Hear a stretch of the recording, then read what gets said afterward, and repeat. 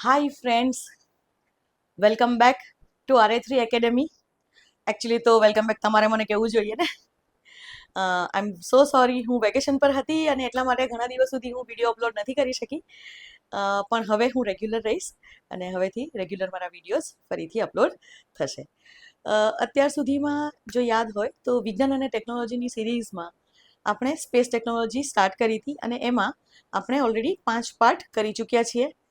જો ન જોયા હોય તો પ્લેલિસ્ટની લિંક અહીંયા ઉપર આઈ બટન પર છે, ત્યાંથી તમે જોઈ લેજો. હવે આજે પાર્ટ 6 અને પાર્ટ 6ની વાત કરીએ તો આજે આપણે શું કરીશું? આજે આપણે ઈસરો અને તેની અન્ય સંસ્થાઓ, આવું આપણે સિલેબસમાં એક લાઈન જોઈ હતી ને, તો થોડી 3 સંસ્થાઓ છે જે જરૂરી છે કે જે ડિપાર્ટમેન્ટ ઓફ સ્પેસના અંડરમાં કામ કરે છે અને તે આપણે જોવી જરૂરી છે. બિકોઝ અવારનવાર તે ન્યૂઝમાં આવતી રહે છે અને ન્યૂઝમાં આવતી હોય તો આપણી એક્ઝામ માટે ઇમ્પોર્ટન્ટ થઈ શકે છે અને એટલા માટે આપણે એ વસ્તુ જોઈશું અને ઈસરોની સિદ્ધિઓ જોઈશું આજે. સો ચલો લેટ સ્ટાર્ટ. જો હજી સુધી મારી ચેનલ સબસ્ક્રાઇબ ન કરી હોય તો પ્લીઝ કરી લેજો અને બેલ આઇકનને ક્લિક કરી લેજો, જેથી જેવો હું વિડીયો અપલોડ કરું ફટાફટ તમારી પાસે નોટિફિકેશન આવી જાય. ચલો તો આપણે ઝંપલાવીએ આજના લેક્ચરમાં. સૌ પ્રથમ આપણે જે સંસ્થા જોઈશું તેનું નામ છે ઇનસ્પેસ. ઇનસ્પેસ તેનું ફૂલ ફોર્મ થશે Indian national space promotion and authorisation centre. કંઈક નામથી જ ખબર પડે ને કે ઇન્ડિયાની જે નેશનલ સ્પેસ એટલે કે આપણા ભારતીય અવકાશ ક્ષેત્રમાં કોઈકને આપણે પ્રમોટ કરી રહ્યા છીએ, પ્રમોશન કરી રહ્યા છીએ કોઈકનું, અથવા તો એને ઓથોરાઇઝ કરી રહ્યા છીએ. સો આ જે સેન્ટર છે તે કોને પ્રમોટ અને કોને ઓથોરાઇઝ કરશે? પ્રાઇવેટ સેક્ટરને. આ જે ઇનસ્પેસ છે જે તે ડિપાર્ટમેન્ટ ઓફ સ્પેસના અંડરમાં કામ કરશે, એટલે કે આપણા અવકાશ વિભાગના અંડરમાં કામ કરશે. અવકાશ વિભાગ કોની અંડરમાં હતો યાદ કરો? Prime minister office. Very good. So department of સ્પેસના અંડરમાં આ એક સ્વાયત્ત સંસ્થા એટલે કે ઓટોનોમસ ઓર્ગેનાઇઝેશન તરીકે કામ કરે છે. આ એક નોડલ એજન્સી છે અને એક સ્વતંત્ર એજન્સી છે. નોડલ એજન્સીનો મતલબ શું? નોડલ એજન્સી એટલે એકમાત્ર એવી સંસ્થા કે જેનો કોન્ટેક્ટ કરી શકાય. આ એક સિંગલ વિન્ડો સંસ્થા છે. આનો મતલબ એ થશે કે આનું કામ છે પ્રાઇવેટ સેક્ટરને સ્પેસ સેક્ટરની અંદર, પ્રાઇવેટ સેક્ટર એટલે જે ખાનગી કંપનીઓ હોય ભારતમાં, એને સ્પેસ સેક્ટરમાં ઝંપલાવવા માટે પ્લસ સ્પેસ સેક્ટરની અંદર કામ કરવા માટે પ્રોત્સાહિત, પ્રમોટ કરશે, એઝ વેલ એઝ એને ઓથોરાઇઝ કરશે, એટલે કે લાઇસન્સિંગ કરશે. લાઇસન્સ આપશે આ કંપનીને કે ઓકે તમારે જો સેટેલાઇટ બનાવવી છે, તમારે કંઈક લોન્ચ વ્હીકલ બનાવવું છે, તો એ બધા માટે ઇન સ્પેસ કામ કરે. ક્લિયર છે આટલું? ઇન સ્પેસ જે છે આપણે પહેલા જ જોઈ લીધું કે ડિપાર્ટમેન્ટ ઓફ સ્પેસના અંડરમાં કામ કરશે, એઝ વેલ એઝ તેનું હેડક્વાર્ટર ક્યાં છે? તો આનું હેડક્વાર્ટર છે અમદાવાદમાં, ગુજરાતના અમદાવાદમાં તેનું હેડક્વાર્ટર આવેલું છે, એટલે કે ત્યાં એ સ્થિત છે. આના કામની વાત કરીએ તો 4 વસ્તુ છે. એક પહેલું કામ જે છે એ છે પ્રમોશન. ફર્સ્ટ કામ જે છે તે છે પ્રમોટ કરવું. બીજું કામ છે એનેબલ કરવું. ત્રીજું કામ છે ઓથોરાઇઝ કરવું અને ચોથું કામ છે સુપરવાઇઝ કરવું. બસ આ 4 વસ્તુ યાદ રાખો તો ખબર પડશે. ફર્સ્ટ પ્રમોટ કરવું, બીજું કામ એનેબલ કરવું, થર્ડ વન ઓથોરાઇઝ કરવું અને ત્રીજું છે સુપરવાઇઝ કરવું. કોને? ખાનગી કંપનીઓને. સિમ્પલ. ખાનગી કંપનીઓને પ્રમોટ કરશે, પ્રોત્સાહન આપશે. શેના માટે? તો ખાનગી કંપનીઓ જો કોઈ સેટેલાઇટ બનાવવા માંગતી હોય, ઉપગ્રહો બનાવવા માંગતી હોય, ખાનગી કંપનીઓ જો લોન્ચ વ્હીકલ બનાવવા માંગતી હોય, ખાનગી કંપનીઓ અવકાશ અથવા તો સ્પેસ ટેકનોલોજી રિલેટેડ સેવાઓની અંદર કંઈક કામ કરવા માંગતી હોય. સેટેલાઇટ બનાવવી એટલે શું ખબર પડી તમને? એ ખબર પડી ગઈ કે લોન્ચ વ્હીકલ બનાવવા એટલે શું, બટ મેઇન છે કે સેવાઓનો ઉપયોગ કરવો. આ સેવાઓ એટલે કે અહીંયા થશે શું કે એક સપોઝ કોઈ કંપની છે અને એ કંપનીએ એની વેધર એપ્લિકેશન સ્ટાર્ટ કરી. વેધર એપ્લિકેશન તમારા બધાના મોબાઈલમાં આવે છે, ખ્યાલ છે ને? તો આવી સપોઝ કોઈ એક કંપની છે કે જેણે વેધર એપ્લિકેશન પોતાની બનાવી. હવે આ જે વેધર એપ્લિકેશન બનાવી તો એને સેટેલાઇટ ડેટાની જરૂર પડે. આપણી પાસે વેધર સેટેલાઇટ્સ હોય છે ને, આપણે જોયું હતું ને, આપણી પાસે હવામાન ઉપગ્રહો હોય છે. તો આ જે હવામાન ઉપગ્રહો જે ડેટા મોકલશે, આ ડેટા જે છે એનો ઉપયોગ કરીને આ એક પ્રાઇવેટ કંપની છે કે જેણે આવી એક વેધર એપ્લિકેશન બનાવી. અને આ જે વેધર એપ્લિકેશન છે, સપોઝ એવું કે ગુજરાતની અંદર વેધર સુવિધાઓ આપવા માટે આ એપ્લિકેશન બનાવી છે, એટલે કે ગુજરાતની અંદર ગુજરાતીમાં તમને માહિતી મળશે હવામાન વિશેની. તો આવી એપ્લિકેશન જ્યારે બનાવી હોય તો ઓબ્વિયસલી એને આ જે સેટેલાઇટ્સ જે છે એ તો કોને પાસે કામ કરે છે? ઈસરો પાસે. તો ઈસરો પાસેથી આ જે સેટેલાઇટ છે એની સેવાઓ જોઈશે ને આ કંપનીને. તો આ જે સેવાઓ છે, આ સેવાઓને પ્રમોટ કરવા માટે, આ સેવાઓનો ઉપયોગ કરવા માટે આ જે કંપની છે એને જવું પડે કોની પાસે? ઇનસ્પેસ પાસે. અને ઇનસ્પેસમાં એપ્લિકેશન કરવી પડે. અને આ જે ઇનસ્પેસ છે તે આવી રીતે એની વેબસાઇટ ઉપર તમે જશો તો તમને ખબર પડશે કે ઘણી બધી આવી એપ્લિકેશન્સ છે સ્પેસ રિલેટેડ કે જેને તે પ્રમોટ કરે છે અને પ્રાઇવેટ પ્લેયર્સ જે છે, પ્રાઇવેટ કંપનીઝ જે છે તેને સુવિધાઓ આપે છે. એટલે કે પહેલું તો પ્રોત્સાહન આપશે કે પ્રાઇવેટ કંપનીઝ આવે અને સ્પેસ સેક્ટરમાં કામ કરે. બીજું કરશે, એનેબલ કરશે. એનેબલ કરશે એટલે એમને સક્ષમ બનાવશે.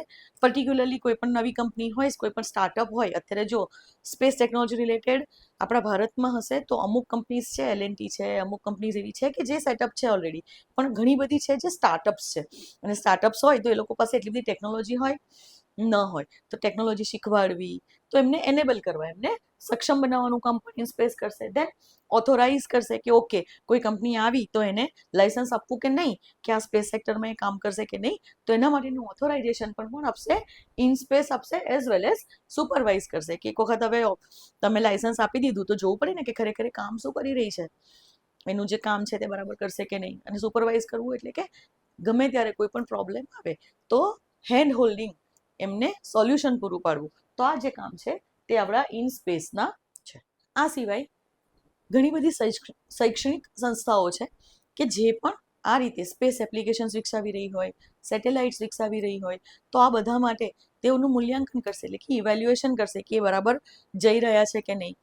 કોઈ પણ કંપની છે તો એ સ્પેસ સેક્ટર માટે એમણે સ્ટાર્ટ તો કર્યું, પણ એને કેપેબલ છે કે નહીં, એ કરી શકશે કે નહીં, તો આ બધી વસ્તુઓનું મૂલ્યાંકન પણ, ઇવેલ્યુએશન પણ ઇનસ્પેસ કરશે. ક્લિયર છે? તો અહીંયા યાદ રાખજો કે ઇનસ્પેસ મેઇનલી પ્રાઇવેટ સેક્ટર પાર્ટિસિપેશનને પ્રોત્સાહન આપશે. ઇન શોર્ટ, ઇનસ્પેસ કરે છે શું? તો ઈસરો, ડિપાર્ટમેન્ટ ઓફ સ્પેસ એક બાજુ અને બીજી બાજુ પ્રાઇવેટ પ્લેયર્સ, આ બંને વચ્ચે ઇન્ટરફેસનું કામ કરશે. ઇન શોર્ટ, નવી કંપનીઝને પ્રોત્સાહન કરશે, તેઓને એનેબલ કરશે, ઓથોરાઇઝ એઝ વેલ એઝ સુપરવિઝનનું કામ ઇનસ્પેસ કરે છે. હવે નેક્સ્ટ સંસ્થા એ છે NSIL, new space India limited. New space India limited, જેની સ્થાપના 2019માં કરવામાં આવી હતી. આ સંસ્થા જે છે એ પણ ડિપાર્ટમેન્ટ ઓફ સ્પેસના અંડરમાં કામ કરશે, એઝ વેલ એઝ NSIL જે છે તે એક PSU છે. PSU નો મતલબ કે તે એક પબ્લિક સેક્ટર અંડરટેકિંગ છે, અથવા PSE કહીશું કે એક જાહેર સાહસની સંસ્થા છે. જે પ્રમાણે ONGC એક PSU છે, તમે ઘણી બધી જોઈશે, ગેલ, સેલ, આ બધી PSU છે, એ પ્રમાણે આપણી NSIL જે છે એ પણ એક PSU છે, ડિપાર્ટમેન્ટ ઓફ સ્પેસના અંડરમાં કામ કરે છે. પણ અહીંયા આનું કામ શું?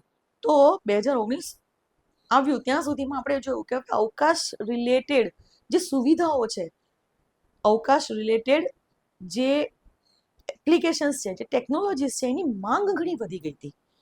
ઘણી બધી નવી નવી એપ્સ બનાવવા લાગ્યા હતા લોકો કે જે સ્પેસ રિલેટેડ ટેકનોલોજીનો ઉપયોગ કરશે, સેટેલાઇટ ડેટાનો ઉપયોગ કરશે, એઝ વેલ એઝ ઘણી બધી પ્રાઇવેટ કંપનીઝ છે જે ઉપગ્રહો બનાવવા લાગી હતી, ઘણી બધી શૈક્ષણિક સંસ્થાઓ છે કે જે ઉપગ્રહો બનાવવા લાગી હતી.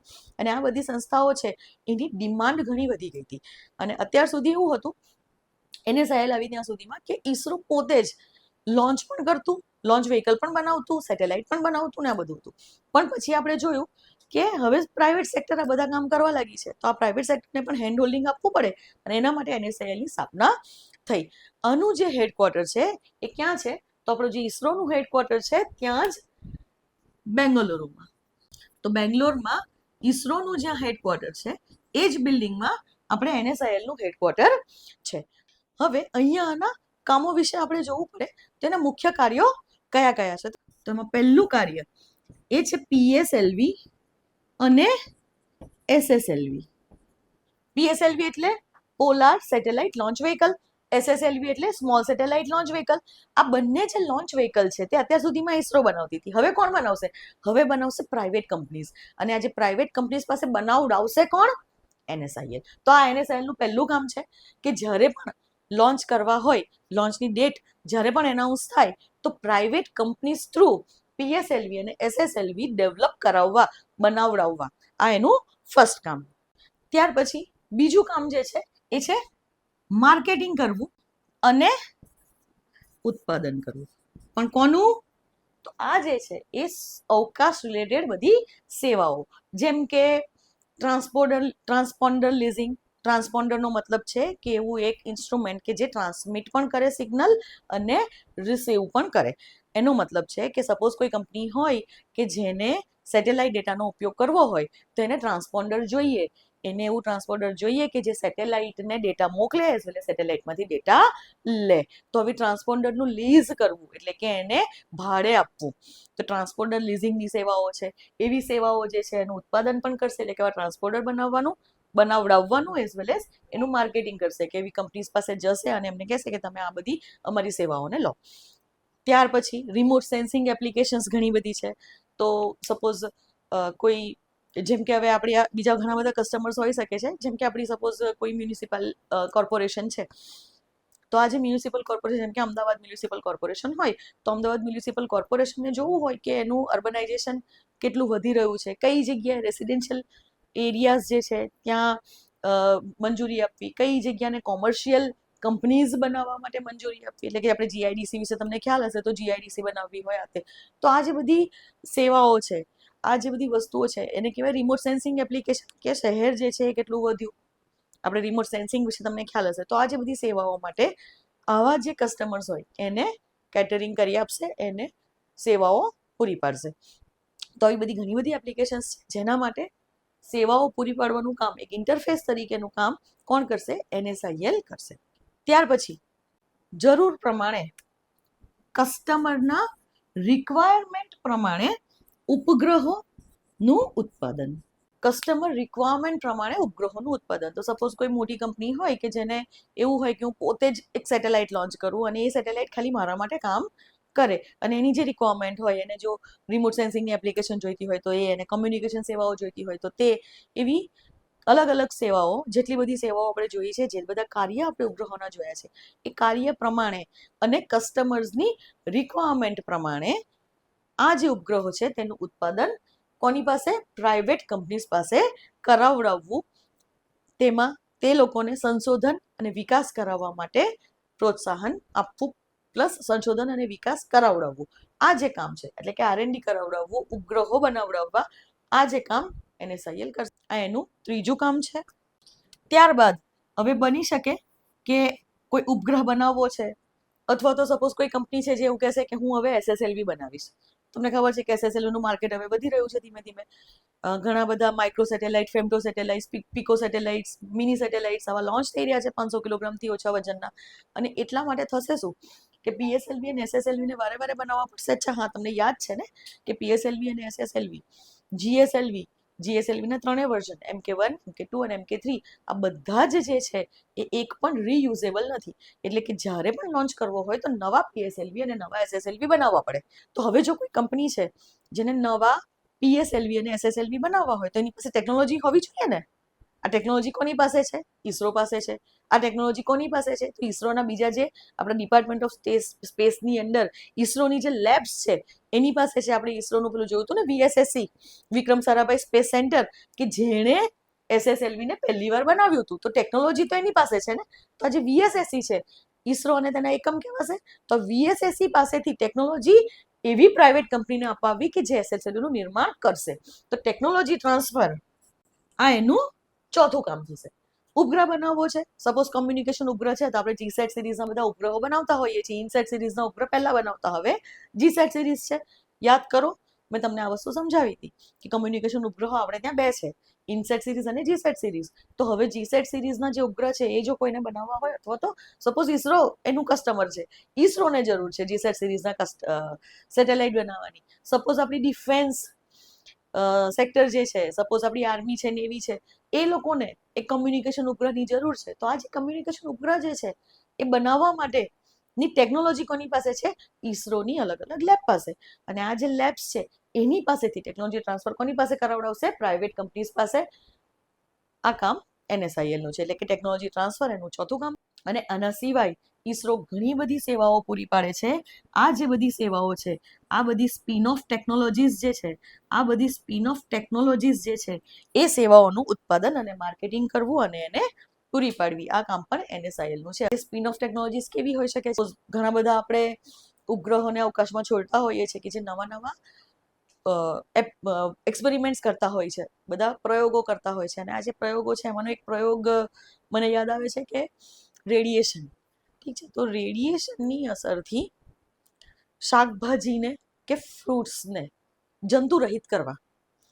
તો ફર્સ્ટ ક્યારે ખબર પડી? કે જ્યારે આ લોકો સ્પેસમાં ગયા હતા અને ઇન્ટરનેશનલ સ્પેસ સ્ટેશન છે એની અંદર જ્યારે આપણા ભારતીય વૈજ્ઞાનિકો ગયા ને એમણે જોયું કે ત્યાં આગળ બટાકા વહેલા બગડતા નથી. શા માટે? કેમ કે સોલાર રેડિયેશન આવે છે અને એના કારણે આ જે કંઈ પણ શાકભાજી એ લોકો લઈને સાથે ગયા હોય, આ શાકભાજી લાંબો સમય સુધી ટકી રહે છે.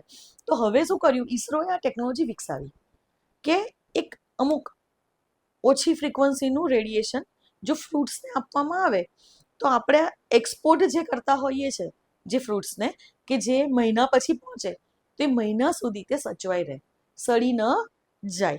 તો આને કહેવાય સ્પિન ઓફ ટેકનોલોજીસ. તો આવી જે ટેકનોલોજીસ છે તે પૂરી પાડવી. આના સિવાય તમને ખબર હશે ભુવન એપ્લિકેશન છે, દેન ઘણી બધી એપ્લિકેશન્સ છે જે ઈસરો પૂરી પાડતી હોય છે, જેમ કે નાવિક છે, ગગન છે. ગગન એટલે એક એપ્લિકેશન એવી છે કે જેનો ઉપયોગ આપણા એરોપ્લેન્સ કરે છે નેવિગેશન માટે. એરોપ્લેનને પણ સપોઝ દિલ્હીથી બોમ્બે જવું હોય તેને જાણવું પડે ને રૂટ, તો એ જે રૂટ જાણવાના જે એપ્લિકેશન છે તે ગગન થ્રુ આપણું સિવિલ એવિએશન ડિપાર્ટમેન્ટ કરતું હોય છે, એરપોર્ટ્સ ઓથોરિટી ઓફ ઇન્ડિયા. તો આ જે એપ્લિકેશન છે એ એપ્લિકેશનની સેવાઓ પૂરી પાડવી, તો આને બધીને સ્પિન ઓફ ટેકનોલોજીસ કહેવાશે. ક્લિયર? તો આ NSIL ના કામો છે.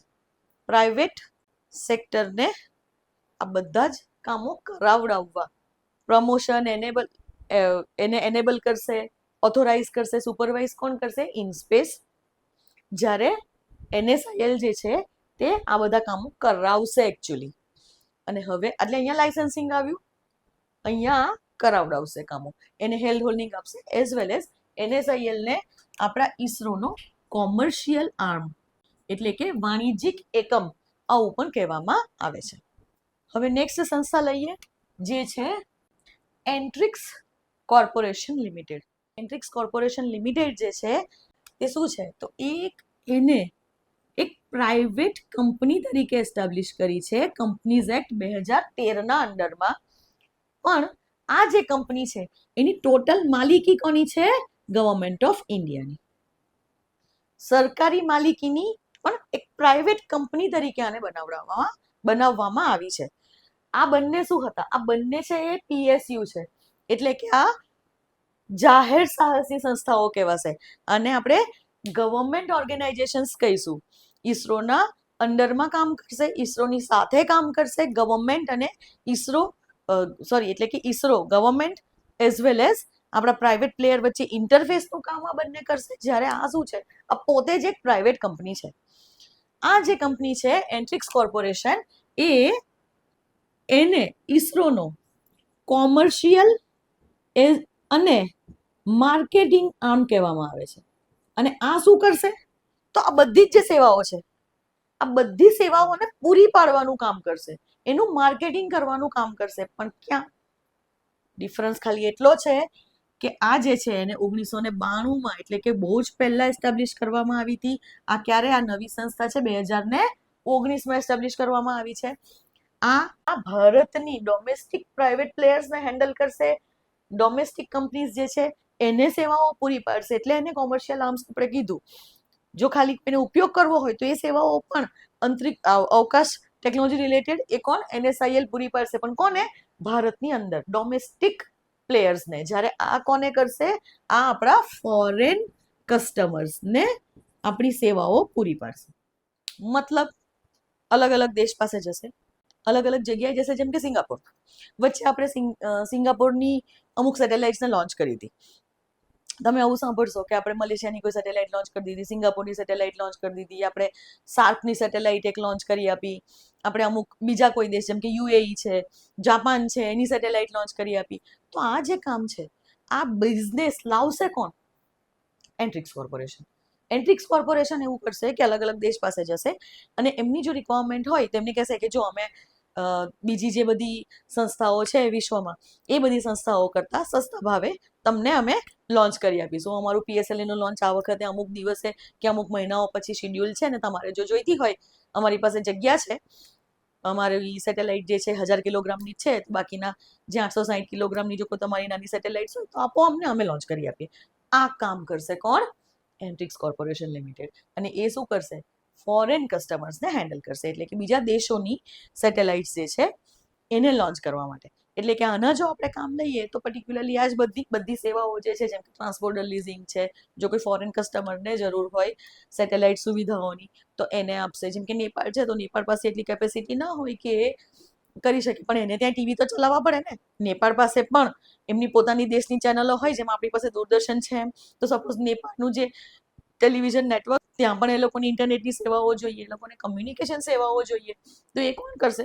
તો એ આપણે ભારત પાસે આ સેવાઓ લે અને એવું કહે કે તમારી જે સેટેલાઇટ છે એના ડેટા અમને આપો, તો એની સાથે આ ડેટા શેરિંગ કરવું, એ લોકોને હેલ્પ કરવી. તો આ જે કામ છે તે આનું છે. આપણે પૈસા લઈએ, નો ડાઉટ આપણને અહીંયાથી ઇન્કમ મળે અને આજે પીએસએલવી જીએસએલવીની જે લોન્ચિંગ સેવાઓ છે તે પણ પૂરી પાડશે. અને એના માટેનું કામ કોણ કરશે? એન્ટ્રિક્સ કોર્પોરેશન લિમિટેડ. આ એકચ્યુઅલી ફોરેન કસ્ટમરથી બિઝનેસ લઈ આવશે. ક્લિયર? બંનેના કામો ઓલમોસ્ટ સિમિલર છે બંનેના, પણ અહીંયા આ પ્રાઇવેટ કંપનીઝ ભારતની જે છે એને સેવાઓ પૂરી પાડે છે, જ્યારે આ જે છે એન્ટ્રિક્સ કોર્પોરેશન એ ફોરેન કસ્ટમર્સને સેવાઓ પૂરી પાડે છે. અને આ ઇનસ્પેસ જે છે એ શું કરશે? તો એ જે કંઈ પણ પ્રાઇવેટ કંપનીઝ છે કે જે મેન્યુફેક્ચરિંગ કરવા માંગે છે સ્પેસ રિલેટેડ અથવા તો આપણી સેવાઓનો ઉપયોગ કરવા માંગે છે, એ બધાને ઓથોરાઇઝ કરશે, લાઇસન્સિંગ કરશે. આનું હેડક્વાર્ટર, આના હેડક્વાર્ટરને કહેવામાં આવે છે એન્ટ્રિક્સ કોમ્પ્લેક્સ. અને આ ક્યાં આવેલું છે? ઈસરોના હેડક્વાર્ટર પાસે, ત્યાં જ એ જ કોમ્પ્લેક્સમાં એક બિલ્ડિંગ છે જેને એન્ટ્રિક્સ કોમ્પ્લેક્સ કહીશું, બેંગલુરુમાં. તો 3 સંસ્થાઓ આપણે જોઈ, 3 સંસ્થાઓ યાદ રાખજો. અહીંયા હેડક્વાર્ટર અમદાવાદમાં છે ઇનસ્પેસનું, જ્યારે એનએસઆઈએલ અને એન્ટ્રિક્સ કોર્પોરેશનનું હેડક્વાર્ટર ક્યાં? બેંગલુરુમાં જ છે. અહીંયા ઈસરોના હેડક્વાર્ટરની બિલ્ડિંગમાં જ એનએસઆઈએલનું હેડક્વાર્ટર છે, જ્યારે એન્ટ્રિક્સ કોર્પોરેશનનું હેડક્વાર્ટર ક્યાં છે? અલગ બિલ્ડિંગ, એન્ટ્રિક્સ કોમ્પ્લેક્સ, પણ એ ઈસરોવાળા જે એરિયા છે ત્યાં જ છે. હવે આપણે ઈસરોની સિદ્ધિઓ વિશે જોઈશું.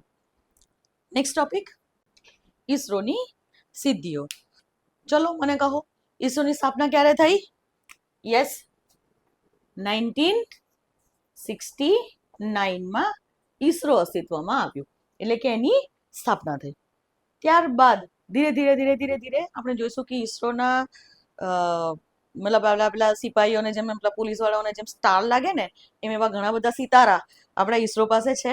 અને એમાં સૌથી પહેલો સિતારો કયો હતો? યસ, સૌથી પહેલી સેટેલાઇટ આપણે જે લોન્ચ કરી તે, બરાબર છે. ક્યારે લોન્ચ કરી હતી? સૌથી પહેલી સેટેલાઇટ કઈ લોન્ચ કરી હતી આપણે? યસ, આર્યભટ્ટ. અને ક્યારે કરી હતી? 1975માં. Very good. તો 1975માં સૌથી પહેલી સેટેલાઇટ આર્યભટ્ટ આપણે લોન્ચ કરી. સૌથી પહેલો ભારતીય ઉપગ્રહ કોણ છે? આર્યભટ્ટ. અને એને આપણે ક્યારે લોન્ચ કર્યો? 1975માં. પણ આર્યભટ્ટ જે છે એ આપણે બનાવ્યો તો ખરો, પણ લોન્ચ આપણે કરી શક્યા નહોતા. લોન્ચ કોણે કરી આપ્યો હતો? લોન્ચ આપણને કરી આપ્યો હતો સોવિયત યુનિયને. તે વખતે રશિયાને સોવિયત યુનિયન કહેવામાં આવતું, અને એટલે સોવિયત યુનિયનના લોન્ચ વ્હીકલમાં આર્યભટ્ટને લોન્ચ કરવામાં આવ્યો હતો. સૌથી પહેલો ઉપગ્રહ કયો? આર્યભટ્ટ. પણ એવો સૌથી પહેલો ઉપગ્રહ કયો કે જે ભારતીય લોન્ચ વ્હીકલમાં લોન્ચ થયો? એનું નામ છે રોહિણી. એટલે કે રોહિણી એ ભારતે બનાવેલું ઉપગ્રહ છે અને એને લોન્ચ પણ આપણે ભારતીય લોન્ચ વ્હીકલમાં લોન્ચ કર્યો હતો. આ લોન્ચ વ્હીકલનું નામ શું છે?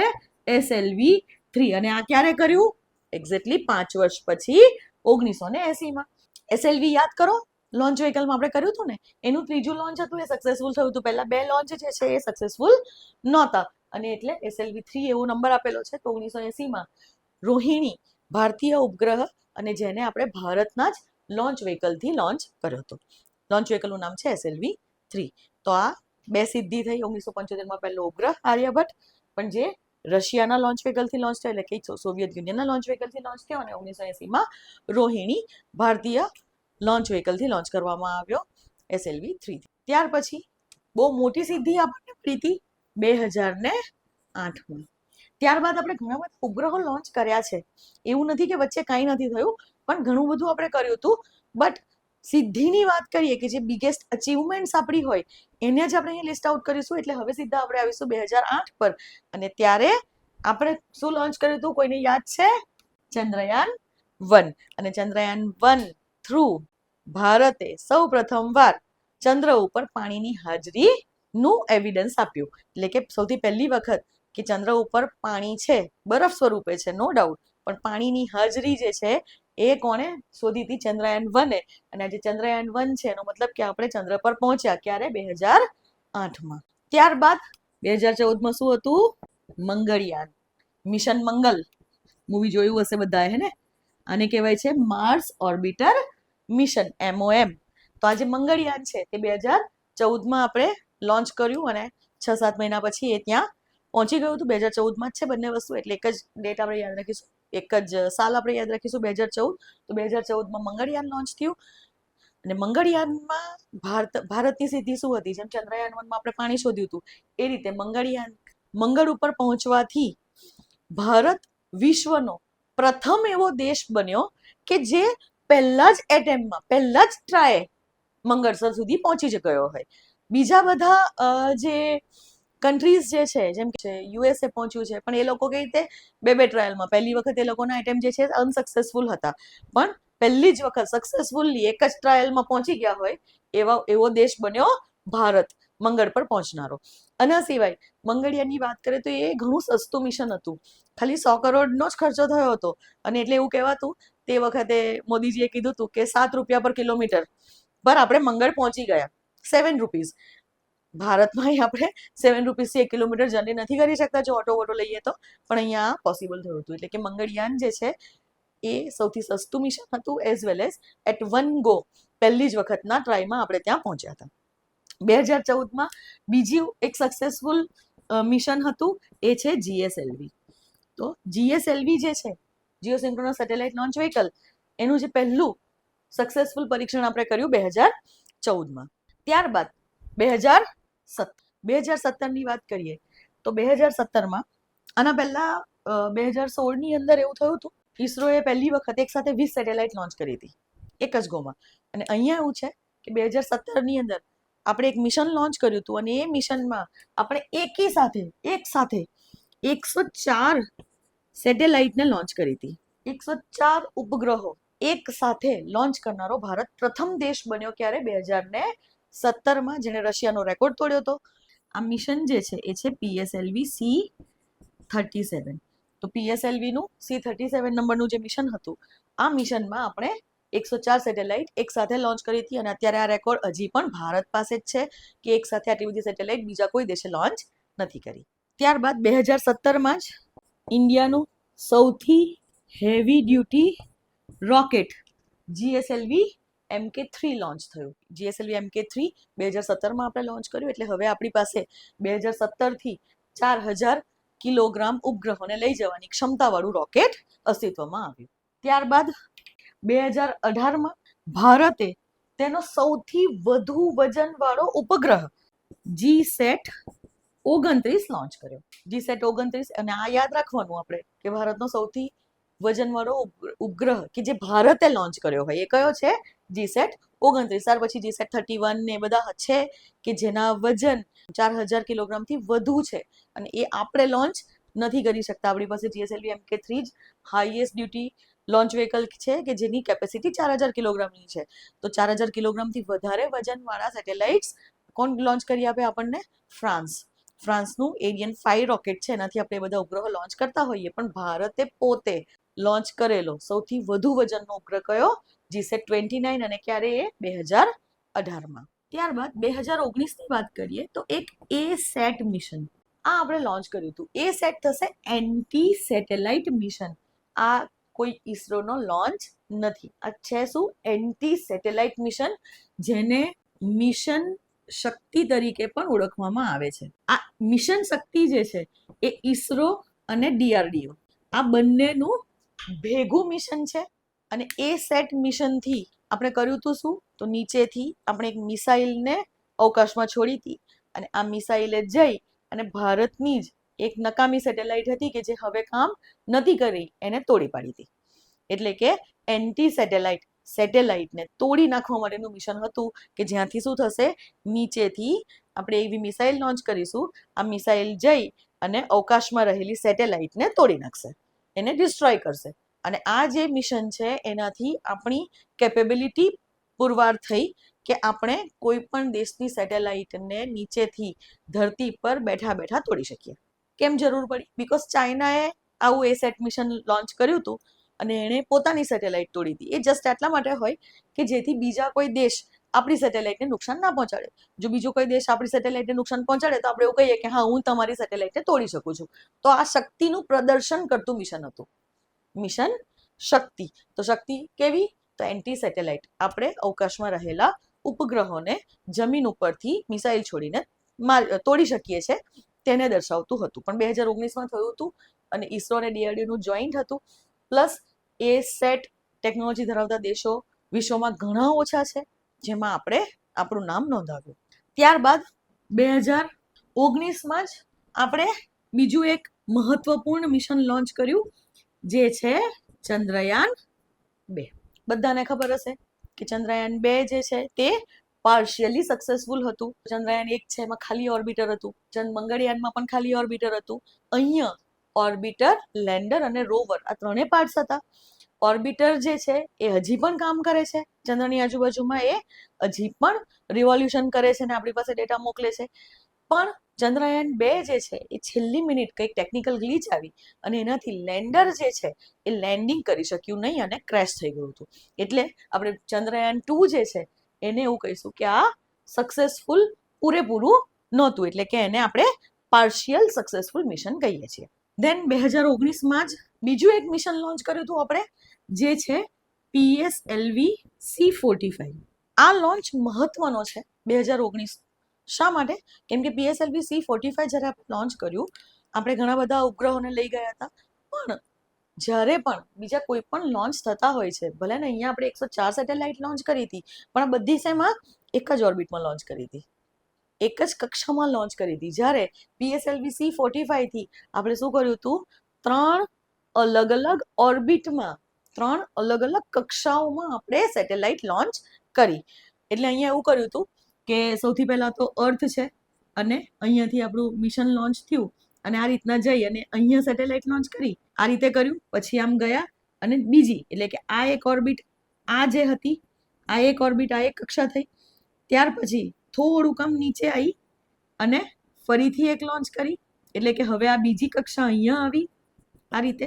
અને ત્યારબાદ ફરી પાછું હજી એક ચક્કર લગાવી અને હજી નીચે એક ત્રીજી સેટેલાઇટ લોન્ચ કરી, એટલે કે હવે આ ત્રીજી ઓર્બિટ થઈ. તો આ રીતે 2 વાર એણે પૃથ્વીના ચક્કર લગાવ્યા હતા PSLV-C45 અને 3 અલગ અલગ ઓર્બિટમાં, એટલે કે પહેલી, આ બીજી અને આ ત્રીજી, આ રીતના અલગ અલગ ઓલ્ટિટ્યુડ વાળી, અલગ અલગ ડિસ્ટન્સ વાળી 3 ઓર્બિટની અંદર લોન્ચ કર્યું. અને આપણા માટે મહત્વપૂર્ણ છે કેમ કે હવે આપણી પાસે આ કેપેસિટી છે કે આપણે 3 અલગ અલગ ઓર્બિટની અંદર પણ અલગ અલગ દેશોની સેટેલાઇટ્સને લોન્ચ કરી શકીએ. નહીં તો પહેલાં એવું કરવું પડતું કે બધી સેટેલાઇટ સપોઝ 400 કિલોમીટર પર મૂકવાની હોય તો 400 કિલોમીટર વાળી જ બધી સેટેલાઇટ્સને આપણે લઈ જઈ શકતા હતા લોન્ચમાં. હવે એવું નથી, હવે આપણે અલગ અલગ ઓર્બિટમાં પણ લોન્ચ કરી શકીએ છીએ. તો PSLV-C45 એક સિદ્ધિ કહેવાય, બધા દેશ પાસે આવી કેપેસિટી ન હોય. નેક્સ્ટ ઇઝ 2023 ઘણું મહત્વનું, કે જ્યારે આપણે ચંદ્રયાન-3 લોન્ચ કર્યું અને એ ટોટલ સક્સેસફુલ ચંદ્રનું મિશન છે કે જેનાથી આપણે લેન્ડર અને રોવરને ચંદ્રના દક્ષિણ ધ્રુવ ઉપર ઉતાર્યા, અરાઉન્ડ દક્ષિણ ધ્રુવની પાસે 70 ડિગ્રીઝ લેટિટ્યુડ ઉપર, 70 ડિગ્રીના અક્ષાંશ ઉપર. પણ સાઉથ પોલની નજીક લેન્ડ કરનારો ભારત પ્રથમ દેશ બન્યો આ ચંદ્રયાન-3 મિશનથી. પ્લસ આ જે લેન્ડિંગ આપણે કર્યું હતું, આ લેન્ડિંગ આપણે સોફ્ટ લેન્ડિંગ કર્યું હતું અને ભારત સોફ્ટ લેન્ડિંગ કરનારો વિશ્વનો ચોથો દેશ બન્યો. એટલે અહીંયા પણ ઘણી બધી સિદ્ધિઓ થઈ ગઈ. એક તો ચંદ્ર પર આપણે લેન્ડિંગ કરી શક્યા પ્રથમવાર.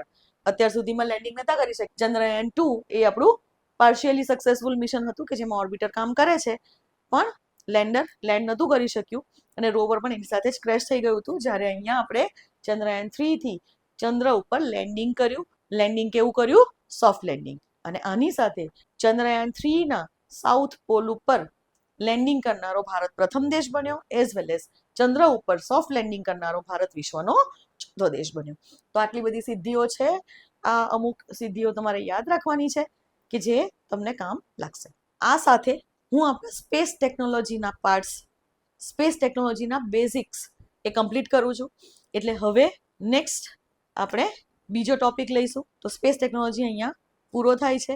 6 પાર્ટની આ સિરીઝ હતી સ્પેસ ટેકનોલોજીની, બેઝિક્સની સિરીઝની અંદર આ પાર્ટ છે 1 થી 6.